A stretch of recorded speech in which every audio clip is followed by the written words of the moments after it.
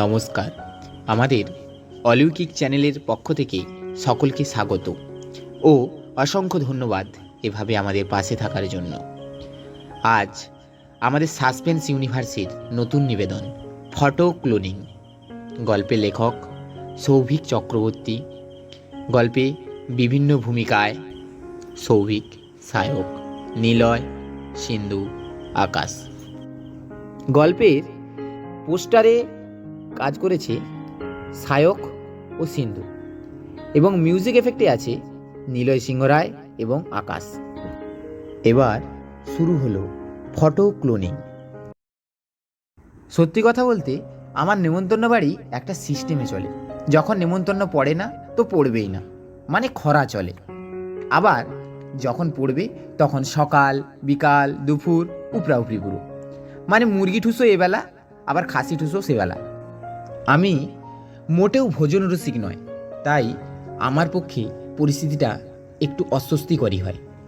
কিন্তু করা আর কি যাবে, সবাইকে খুশি করতে উপস্থিত তো হতেই হবে। এমনি এক বিয়ে বাড়িতে নেমন্তন্ন পড়ল। শীতের শেষের দিকে, ঠান্ডাটা মোটামুটি হালকা। রাত 8টা নাগাদ পৌঁছালাম বিয়ে বাড়িতে। গিয়ে দেখি লোকে লোকারণ্য। সত্যি বলতে আমার এত লোকজন একদম পছন্দ নয়, কিন্তু করা আর কি যাবে, অনুষ্ঠান বাড়ি মানে এগুলো তো স্বাভাবিক। তাই আগে গিয়ে কন্যাকে উপহার দিয়ে একটু ফাঁকের দিকে সরে এলাম। শুনেছিলাম ওখানে আশেপাশেই নাকি একটা বেশ প্রাচীন মন্দির আছে, ওখানের দিকেই একটু ঘুরতে যাব ভাবছি। এমন সময় ভেতর থেকে একজন বলে উঠলেন, পঙ্গজ শুরু হয়ে যাবে, যারা খেতে বসবেন বসে পড়ুন। তাই ভাবলাম আগে খেয়ে নিয়ে এখানে ঝামেলাটা মিটিয়ে নিই, তারপর একদম বেরিয়ে যাব। খেতে খেতে হঠাৎ একটা চিৎকার শুনতে পেলাম। বেশ অনেকক্ষণ ধরে শুনলাম, কিন্তু কিছুই বুঝতে পারলাম না। খেয়ে দিয়ে বেরিয়ে বুঝলাম বাড়ি চুরি হয়ে গিয়েছে।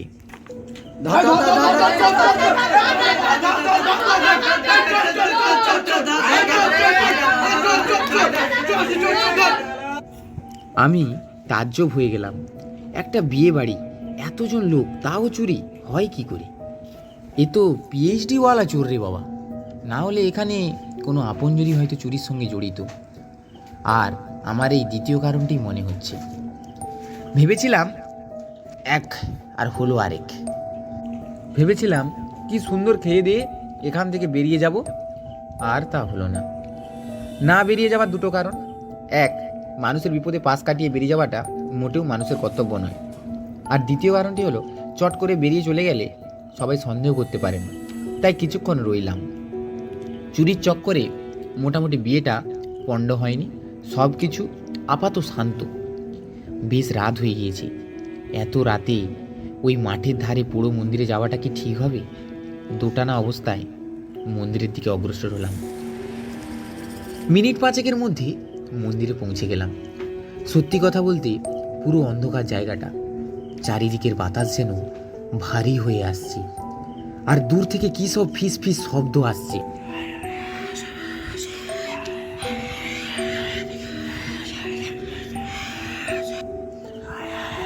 আদৌ মানুষের শব্দ কিনা ভালো করে শোনার চেষ্টা করছি। অমনি আমার চোখের সামনে দিয়ে কি একটা উঠে চলে গেল পাট করে। মন্দিরটা যেন আর দেবতার বাসস্থান নয়, যত সব শয়তান অপদেবতার আড়ত হয়ে গেছে। একটু এগোতে এগোতে গিয়ে দেখলাম আমার পিঠের কাছে কিসের একটা শীতল হাওয়া বয়ে গেল। আমি কিছুক্ষণ পুরো শান্ত মূর্তির মতো দাঁড়িয়ে রয়ে গেলাম। তারপর মন্দিরের দিকে আস্তে আস্তে অগ্রসর হচ্ছে। তখনই অনুভব করছি হাওয়া আরও ভারী হচ্ছে, মাথা যেন ঘুরছে, আর নিঃশ্বাস প্রশ্বাসের খুব কষ্ট হচ্ছে, কারণ বাতাসটা ভারীর সঙ্গে তীব্র ঝাঁঝালো। এমন সময় আমার নজর গেল মন্দিরের ওই চূড়োর দিকে। কারা যেন নড়াচড়া করছে এই চূড়োতে। অন্ধকারে ঠিক বোঝা যাচ্ছে না, শুধুমাত্র জোনাকির আলোর মতো কতগুলি বিন্দু মন্দিরের চূড়োতে ইতস্তত ঘোরাঘুরি করছে। ব্যাপারটা মোটেও সুবিধার লাগলো না, কিন্তু ওই মুহূর্তে আমার কিছু করারও নেই। কারণ যদি চোর ডাকাত হয়, এক প্রহারেই অক্কা পাইয়ে দেবেন। তাই ঘরের ছেলে ঘরে ফিরে যাই, তারপর ভাবা যাবে কখন কি করা যায়। মন্দিরের দিক থেকে যখন বাড়ি ফেরার পথ দেখি, তখন হঠাৎ করে আমার সামনে শক্ত একটা কি পড়লো। এই! একটুর জন্যেই আমার মাথাটা বাজলো। সেই রাত্রের মতো বাড়ি ফিরলাম।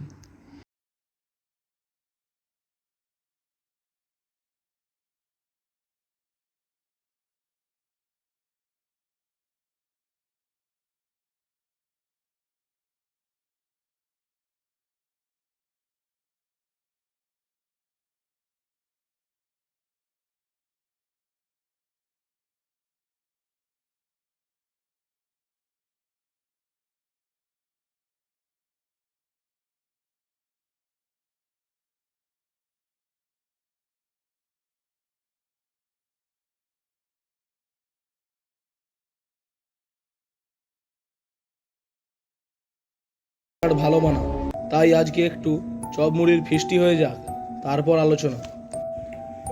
তাই সবার আগে ভোজন সেরে আলোচনা পর্বে বসা হলো। আমি ওদেরকে আগের রাত্রে সব ঘটনা বললাম। তখন সিন্ধু আমাকে বলল, দাদা,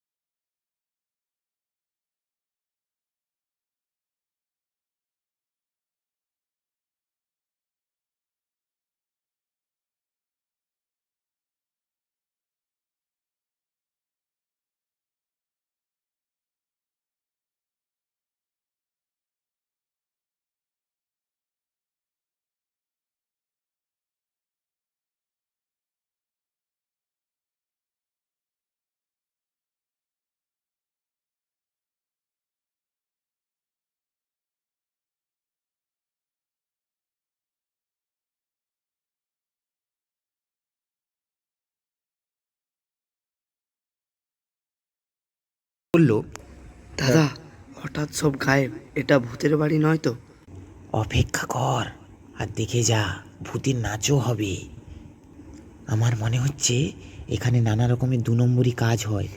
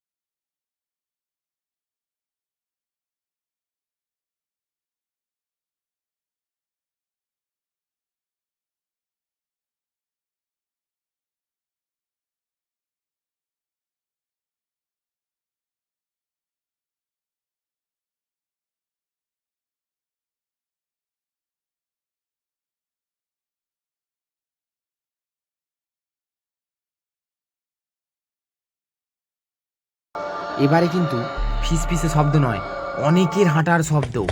শব্দটা কোথা থেকে আসছে সেটা বুঝতে পারছি না। ভালো করে কান প্রখর করে আরও ভালো করে শোনার চেষ্টা করছি, তাও কিছু বুঝতে পারছি না। মন্দিরের একটা চাতালে বসে পড়লাম সবাই, বসে বসে ভাবছি। তখনই একটা বুদ্ধি মাথায় এলো। সবাইকে বললাম, সব কাণ্ড কারখানা এখানেই হচ্ছে। মন্দিরের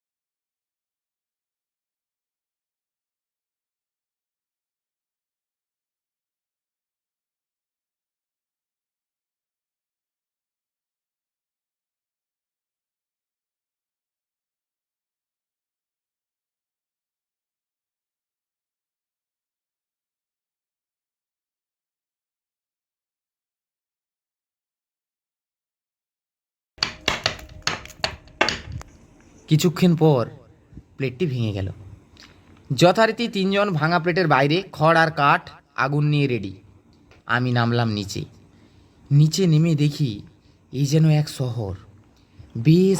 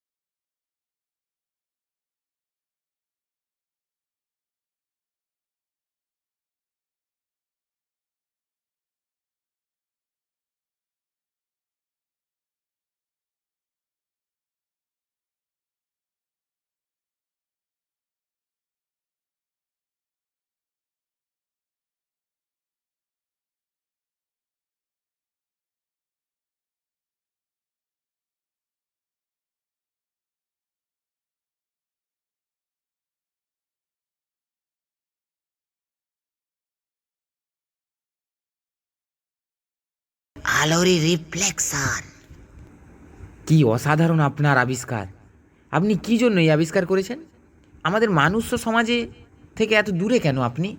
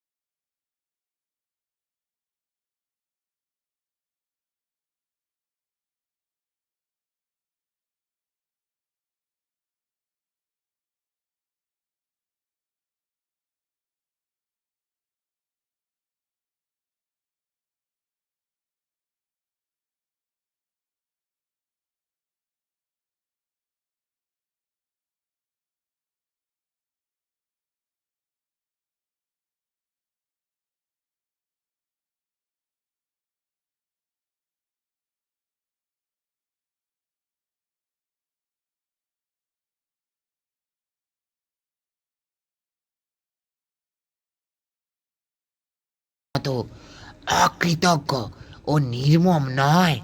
এমন অবস্থায় আমি ওই আলোকোজ্জ্বল অঞ্চলে পরপর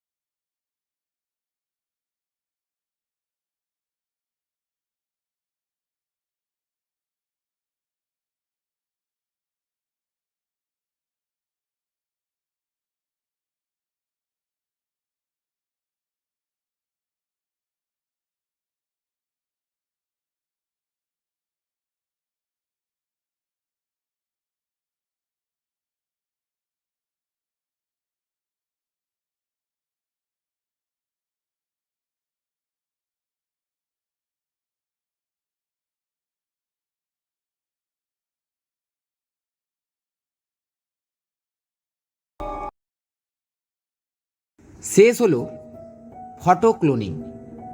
আমরা আবার আমাদের এই চ্যানেলে নতুন আরেকটি গল্প নিয়ে সঠিক সময়ে হাজির হব। ততক্ষণ আমাদের সঙ্গে থাকুন এবং আমাদেরকে আরও সাপোর্ট করুন। পারলে গল্পগুলি যদি ভালো হয় তাহলে চ্যানেলটিকে সাবস্ক্রাইব করুন, লাইক করুন, শেয়ার করুন, কমেন্ট করুন। ভালো থাকবেন। ধন্যবাদ।